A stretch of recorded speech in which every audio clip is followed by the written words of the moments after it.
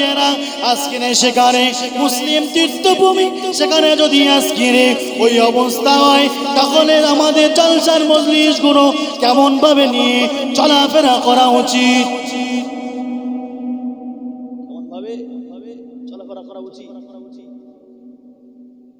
এ সোনামানিকেরা, পর্দানিশিনা মা বোনেরা, আমার আব্বা জানেরা, এ কচি গাদা বাচ্চারা, শুনে রেখে দাও, জেনে রেখে দাও, আজকের এই জলসা হচ্ছে, মাহফিল হচ্ছে, সারা রাতের প্রোগ্রাম, মানুষ সারা রাত জলসা শুনে যাবে, বক্তারা আসবে, একে একে জলসা করে সকলেই বাড়ি ফিরে চলে যাবে।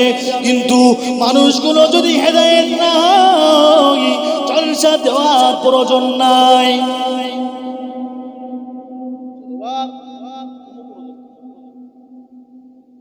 বাজারে গিয়ে দেখে আমি গাড়ি আনছি, হরেন মেরে সাইড দেয় না, এত জ্যাম, লাস্টে কটা ছেলে গিয়ে সাইড দিয়ে নিয়ে এসে সব যেন সব ওখানে যেন সব যেন সব ওখানে সস্তায় পাওয়া যাচ্ছে, সস্তা সব ওখানে কামড়া কামড়ি করছে।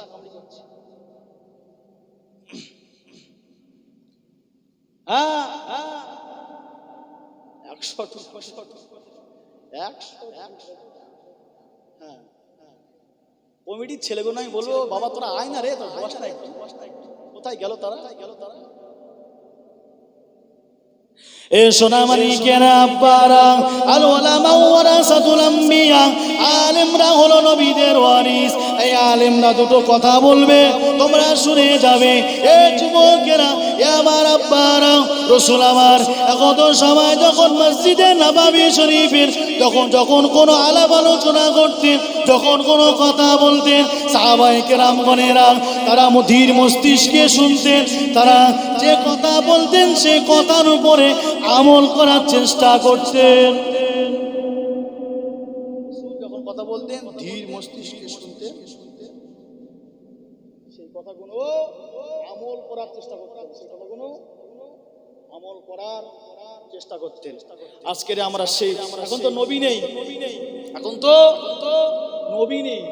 এখন নবীদের ওয়ারিস আমরা, আমাদের কথা শুনতে হবে।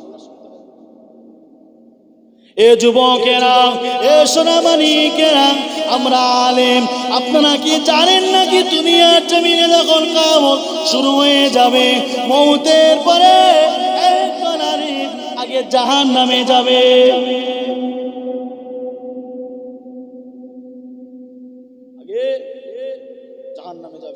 আমি জলসা করতে এসেছি, আমার সামনে যদি কোনো খারাপ কথাগুলো পড়ে, আমার সামনে যদি কোনো খারাপ দৃষ্টান্ত পড়ে, আমার সামনে যদি কোনো খারাপ কাজ পড়ে, এটা আমার এই মাইক্রোফোনে মুখ রেখে কথা বলার শরীয়ত আমাকে জায়েজ করেছে, শরীয়ত আমাকে হুকুম দিয়েছে খারাপ কথাগুলো কে বলা, যে করছে খারাপ কাজে আমার যুবকেরা তারা লিপ্ত হয়ে পড়েছে।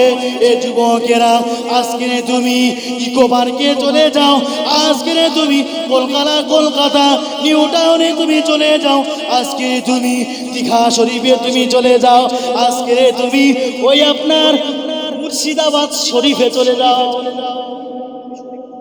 আমি পাক জায়গা তো শরীফ বলি আমি। ঈদের দিন, শবে বরাতের দিন, 14ই ফেব্রুয়ারি পড়েছিল, তা একটা ছেলে এখন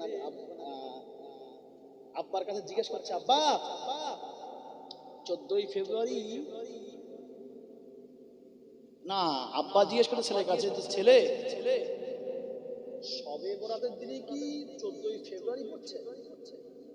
তা বলে হ্যাঁ, ঠিক আছে, কোনো সমস্যা নেই, আমি এখন যুগে যাচ্ছি, আমার জন্য 14ই ফেব্রুয়ারি আর তোমাদের 14ই ফেব্রুয়ারি মানে বুঝতে পেরেছেন ওই দিনটা কি হয়? কিয়ামত হয়ে যায়। ওই দিন কি যে অবস্থা হয়, আমরা রোড দিয়ে যাই জলসায়, এমন করে হারাম তারা করে না।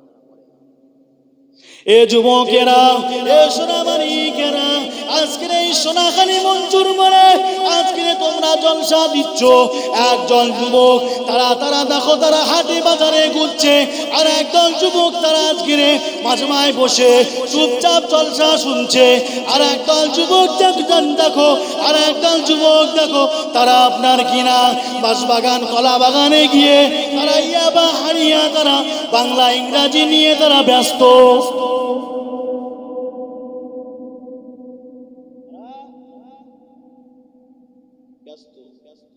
আমি বলি ওটা, আমি ফুরফুরা শরীফ বলি না, আমি বলি ফুরফুরা, কেন ওর জন্যই ওটা ভালো জায়গা না, ভালো জায়গা যাই শ্রদ্ধা করি।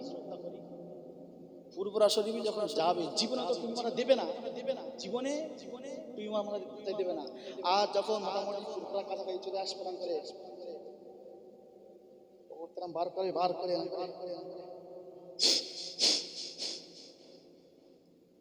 বিশাল বড় আল্লাহ, বিশাল বড় আল্লাহ রোজি হুজুরদের হাতে হাত দিয়ে 100 টাকা 200 টাকা দেবে, হুজুর আমাদের দোয়া করবে, সারা জীবন তুমি এই করে আসলে শরীফের হারাম কাজে তুমি লিপ্ত হয়ে আছো, সুদের কারবারে তুমি লিপ্ত হয়ে আছো, আর তুমি আজকে কালকে দোয়া করে তার দোয়াকে আল্লাহ কবুল করবে? হারাম খেলে তার 41 দিন দোয়া কবুল হয় না, হারাম খেলে 41 দিন দোয়া কবুল হয় না। তওবা করার পরে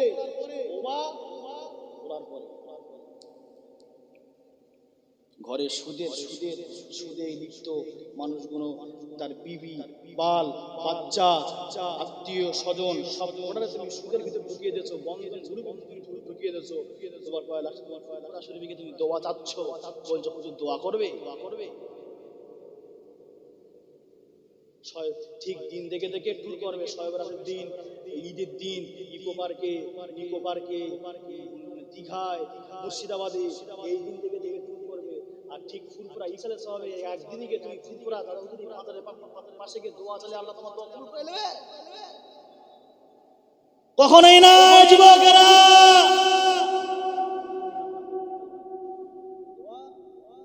কি ছুঁড়ে মারবে,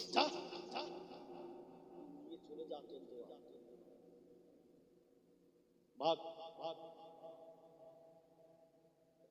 এ যুবকেরা, সোনামানিকেরা, এ আমার আব্বারা, আমি যে কথা বলছিলাম, আমার রসুলকে প্যার করতে হবে, আমার রসুলকে ভালোবাসতে হবে, আমার রসুলকে মহাব্বত করতে হবে। আমার রসুলকে সাহাবারা কতটা ভালোবেসেছেন, আমার রসুলকে সাহাবারা কতটা মহাব্বত করেছেন। আমার মুজাদ্দিদুজ্জামান তো সেই রসুলের নীতিগুলোকে মেনে চলেছিলেন। আমাদের পীর, আমাদের মুর্শিদ, তিনি তো আপনি বড় হয়নি। আমরা যারা দরবারে যাই 21, 22, 23 ফাল্গুনে আমরা যার দরবার শরীফে যাই, যার মাজার শরীফ আমরা জিয়ারত করতে যাই, তিনি হলেন আমাদের পীর, আমাদের মুর্শিদ আবু বকর সিদ্দিক রাদিয়াল্লাহু তাআলা। তিনি হলেন আবু বকর সিদ্দিক, তিনি হলেন আবু বকর, আমাদের পীর, আমাদের মুর্শিদ, তিনি আমাদের পীর, আমাদের মুর্শিদ আবু বকর সিদ্দিক রাহিমাহুল্লাহু তাআলা। তিনি তো আমাদের মুর্শিদ, আমাদের পীর আবু বকর সিদ্দিক রাহমাতুল্লাহ আলাইহি, তার মাজার শরীফে আমরা জিয়ারতে যাই, আমরা তার মাজার শরীফে দোয়া নিতে যাই। এ যুবকেরা, এ সোনামানিকেরা, আপনাদের কানিয়ে শুয়ে আছেন মোস্তার আলী হুজুর রাহমাতুল্লাহ।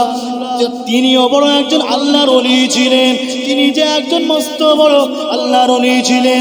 আমাদের বসিরহাট বাগান ধন্য করে শুয়ে আছেন বসিরহাটের আল্লামা রুহুল আমিন সাহেব রাহমাতুল্লাহ আলাইহি।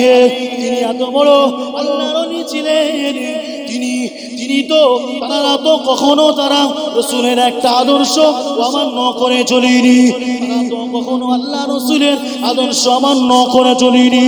এখনো পর্যন্ত আপনারা কোনো আল্লাহর ওলিকে দেখাতে পারবেন না যে আল্লাহর ওলিটা বিনা নামাজে আল্লাহর ওলি হয়েছে, যে আল্লাহর ওলিটা বিনা নামাজে আল্লাহর ওলি হয়েছে, আল্লাহর মাহবুব বান্দা বান্দি হয়েছে, আপনি দেখাতে পারবেন না।